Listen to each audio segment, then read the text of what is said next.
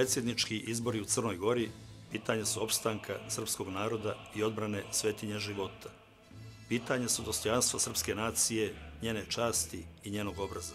Draga braćo i sestre, ova izdajnička vlast je najveća nesreća, a izdajnička parlamentarna opozicija najveća sramota koja nas se dogodila i koja traje u Crnoj Gori.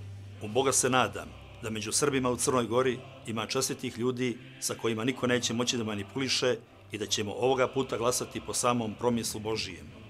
Veleizdaje sopstvenog naroda i države, kakva se desila kod nekih nesrećnih Srba u Crnoj Gori, nije zabilježena u istoriji moderne Evrope.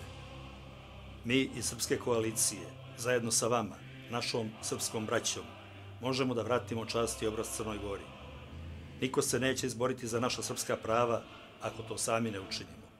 Glasajte za slobodu, nacionalno dostojanstvo, svetosavsku, a ne ekumensku crkvu i za vaša nova radna mjesta. Nama trebaju ljudi koji će se otvoreno zalagati za vojne i ekonomske integracije sa Rusijom, a ne oni koji su nas bombardovali i okupirali našu svetu zemlju. Naš kandidat, koji će glasovima Srba pobijediti na predsjedničkim izborima u Crnoj Gori, mora u svom mandatu da uradi 3 svete srpske stvari. Prvo, da odmah raspiše referendum za poništenje odluke o priznanju lažne države Kosovo. Drugo, da odmah raspiše referendum za izlazak Crne Gore iz NATO pakta.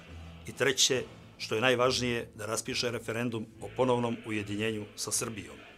Dakle, naš cilj je revidiranje svih odluka koje je donio izdajnički režim Mila Đukanovića uz pomoć izdajničke opozicije.